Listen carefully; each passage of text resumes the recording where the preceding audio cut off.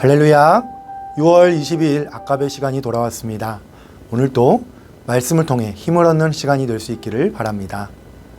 오늘은 어제 급히 호송된 바울이 재판을 받는 장면을 보겠습니다. 어제 본문에 바울을 죽이기 전에는 먹지도 마시지도 않겠다라는 40여 명의 바울을 죽이기에 특심인 사람들 때문에 천부장이 바울을 급하게 제3시 우리 시간으로 저녁 9시에 470명의 군대를 붙여서 총독인 벨릭스에게 보냈습니다. 거기에 바울이 위험해질 경우를 대비해 따로 또 도망할 수 있도록 말까지 태워서 철저하게 보호하여 보냈습니다. 이 천부장의 조치를 보면 바울이 지금 처한 상황이 상당히 급박하고 위급함을 알 수가 있습니다. 23장 10절에 보면 천부장은 바울이 찢겨질까 하여 라고 기록된 현장에 있었던 천부장이 그때 그 사람들이 바울을 죽이고자 한다라는 이야기를 들었을 때 이 일이 반드시 일어날 것과 자신이 해결할 수 없는 문제임을 알았기 때문입니다. 당시 로마는 각 점령지에 어느 정도 자치권을 주었기 때문에 그들이 조사하기 위하여 더 묻는다고 죄인을 내어달라고 하면 내주어야 했다고 합니다. 그때를 틈타 이 바울을 죽이려고 했던 것입니다. 그러니 천부장은 로마 시민인 바울이 죽으면 자신에게 문제가 생길 것을 우려하여 정식 재판을 받아 보호받고 자신의 손을 떠나도록 빨리 조치를 취한 것입니다. 그렇게 늦은 밤 100km를 달려 총독 벨릭스에게로 피신 같은 송치, 이 송치가 된 바울은 뒤늦게 바울이 이송된 것을 알게 된 대제사장의 일행의 방문으로 재판이 열리게 됩니다. 자, 그런데 이들은 자신들만 온 것이 아니라 변호사 더둘로라는 사람을 대동하여 오게 됩니다. 당시 재판은 헬라어로 진행이 되어졌고 로마법에 정통한 사람이 필요했던 것으로 보여집니다. 그리고 이 대제사장을 비롯한 장로들은 바울을 반드시 죽이고자 하였기 때문에 굉장히 유능한 변호사를 찾아 수임하였을 것입니다. 그렇게 선택이 되어 온 사람이 더둘로인 것입니다. 이 더둘로는 대제사장 무리가 어렵게 모신 것이 아깝지 않게 아주 능숙하고도 잘 고소를 진행합니다. 더둘로는 고소장 내용을 읽기 전에 3, 4절 말씀을 보면 입안의 혀처럼 아주 부드러운 말로 벨릭스 총독을 치켜 세워줍니다. 이 내용을 보면 실제 벨릭스의 행태와 정반대의 이야기를 하고 있습니다. 사실 벨릭스는 이 더둘로가 말하는 것과는 달리 굉장히 포악한 정치를 한 것으로 역사에 기록이 되어 있습니다. 노예에서 총독까지 오른 굉장히 유능한 능력자이지만 너무나 포악한 정치를 한 탓에 그가 2년 뒤에 물러날 때 온 이스라엘 사람들이 환호를 했다라는 기록까지 있을 정도라고 합니다.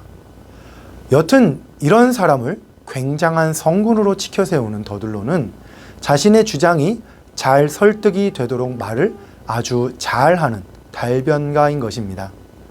그리고 이어진 5절에서 9절까지가 더둘로가 말하는 유대인들의 고소 내용입니다. 이들의 고소 내용은 세 가지로 볼 수가 있습니다. 첫 번째, 전염병과 같은 사람이라서 유대인들을 소요하게 하는 사람이다. 두 번째, 나사렛 이단의 우두머리다. 그리고 세 번째, 성전을 더럽게 하려 했다라는 것입니다. 여기서 더둘로의 유능함이 드러나게 됩니다. 자칫 장황할 수 있는 내용을 아주 간결하게 그것도 핵심만 집어서 말을 하고 있습니다. 그것도 교묘하게 프레임을 짜고 거짓말을 섞어서 자신이 변호하는 사람에게 유리하게 말을 합니다. 저도 처음에 이 사람들의 입장에서는 그럴 수도 있겠구나라는 생각을 했습니다. 그런데 자세히 보면 더둘로의 거짓말을 볼 수가 있습니다. 첫 번째는 전염병 같은 사람이라서 유대인들을 소요하게 한다라는 것입니다. 전염병. 우리는 특별히 이 전염병이란 말을 이해하기 쉬운 시대에 살고 있지요. 작년까지 코로나라는 전 세계적인 전염병으로 인해 4년여를 힘든 시간을 보냈기 때문입니다. 자, 그런데 더들로는 바울에게 왜 전염병이라고 몰아갔을까요? 바로 이어진 말씀과 이어지는데요. 천하에 흩어진 그 유대인들을 다 소요하게 하는 자다.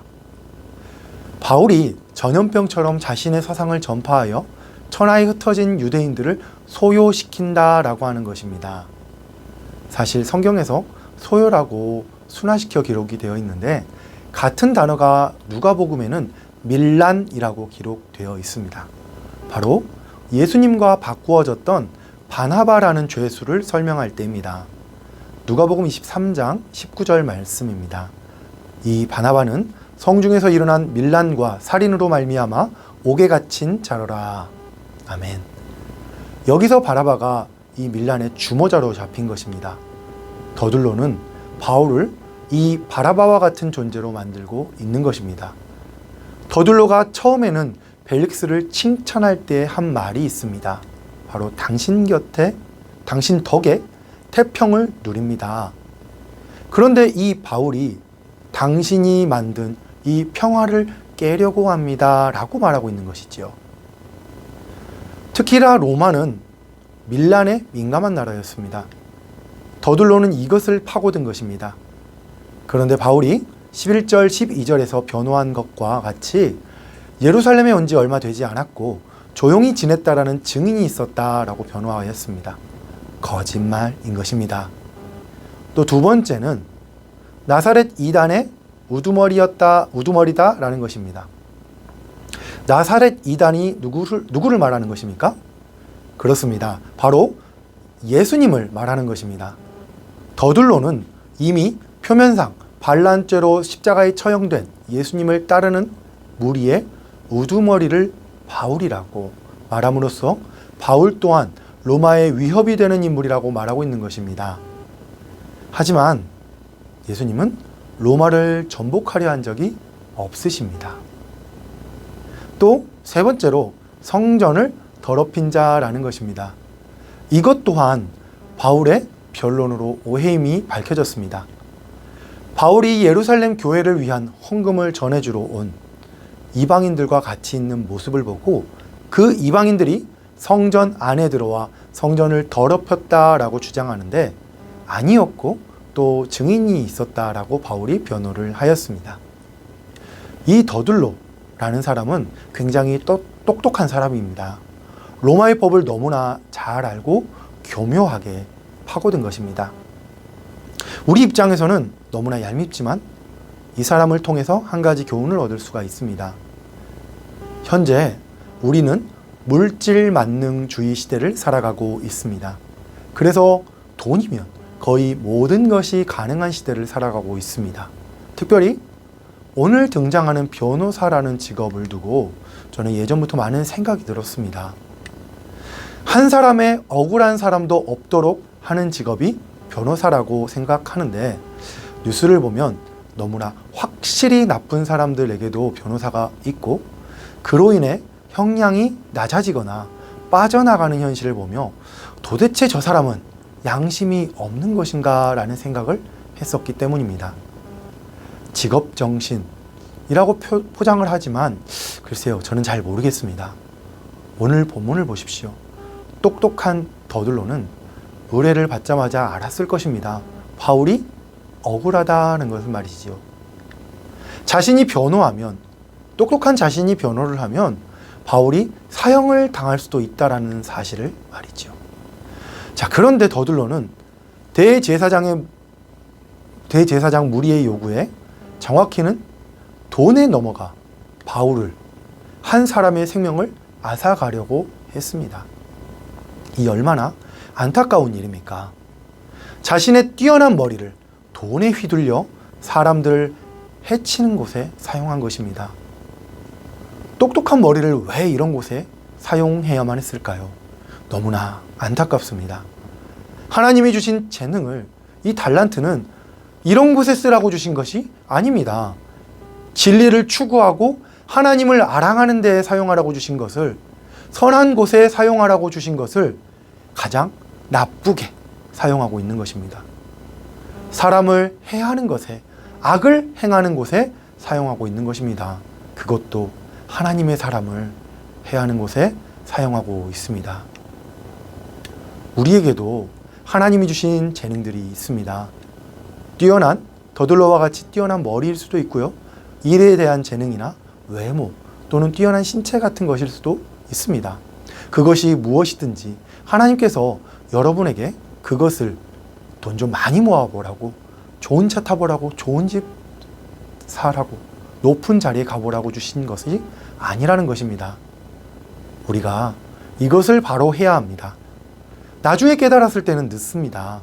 하나님 앞에서 가서 깨달았을 때는 늦습니다. 지금 바로 해야 합니다.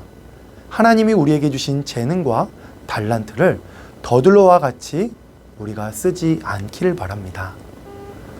우리가 받은 달란트는, 재능은 오직 하나님을 위해서 사용해야만 합니다.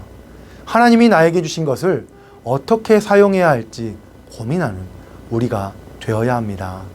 운동을 잘한다면 이 운동을 통해 어떻게 하나님께 영광을 돌려야 할지 고민하고, 음악을 잘한다면 음악을 통해 하나님을 어떻게 영광을 돌릴지, 받으시게 할지 고민하고, 머리가 똑똑하다면 이 머리를 통해 어떻게 하나님께 영광을 돌릴 수 있을지를 우리가 고민해야 합니다. 짐 엘리엇이라는 선교사님이 있습니다. 이분은 하나님이 어떻게 자신을 사용할지 모르니 모든 부분에 최선을 다하여 학교에서도 장학금을 받고 운동도 대표로 선발될 정도로 잘했다고 합니다. 어떤 부분에서 사용하시든지 자신으로 하나님께 영광이 될 수 있게 하겠다고 작정한 것입니다. 우리가 짐 엘리엇 선교사님만큼은, 그처럼은 아닐지라도 내가 가진 것으로 하나님께 영광을 돌리기를 기도하고 고민하는, 또 하나님을 사랑하는 우리 모두가 될 수 있기를 바랍니다. 말씀을 정리합니다. 오늘은 본문의 더들로를 통하여 우리에게 주시는 교훈을 알아보았습니다. 더들로는 굉장히 똑똑한 사람이었습니다. 하나님이 주신 지혜를 가지고 성공한 사람이었을 것입니다. 대제사장의 무리가 아무나 데려오지는 않았을 것이기 때문입니다. 그런데 그런 그가 돈에 휘둘려 하나님이 주신 그 재능을 사람을 해치는 데 사용하는 모습을 오늘 보게 됩니다. 너무나 안타깝고 화가 나는 모습입니다. 그러나 이 더들로에게, 그에게서 우리의 모습을 보게 됩니다. 우리도 하나님께서 주신 재능을 나만을 위해 사용하고, 또 상대를 손에 끼치는 것에 사용하고, 하나님의 영광을 가리는 것에 사용한 적은 없습니까? 우리가 더들로에게 돌을 던질 자격이 있는 사람일까요? 우리는 이제라도 나를 돌아보고 하나님께서 주신 재능을 올바른 곳에 사용할 수 있도록 우리의 중심을 하나님께 두어야 할 것입니다. 나에게 주신 것으로 하나님께 영광을 돌리고 이 땅에 하나님의 나라가 임할 수 있도록 우리에게 주신 모든 것을 쏟아 부을 수 있는 우리 서울 반석교회 성도님들이 다 되시기를 주님의 이름으로 축원합니다. 기도하겠습니다. 하나님 아버지, 감사합니다. 오늘도 주님의 말씀을 허락하여 주셔서 교훈을 허락하여 주심을 감사합니다. 오늘 주신 말씀대로 우리가 세상을 살아가면서 주님 주신 것들을 선하고 아름다운 곳에 사용할 수 있게 하여 주시옵소서. 하나님의 나라와 영광을 위하여 사용할 수 있는 우리가 될 수 있게 하여 주시옵소서. 그리하여 주님 앞에 섰을 그때에 착하고 충성된 종아라고 칭함을 받을 수 있는 우리가 다 되게 하여 주시옵소서. 예수님의 이름으로 기도드렸습니다. 아멘. 오늘도 말씀의 능력으로 힘을 얻는 하루가 되시기를 바랍니다.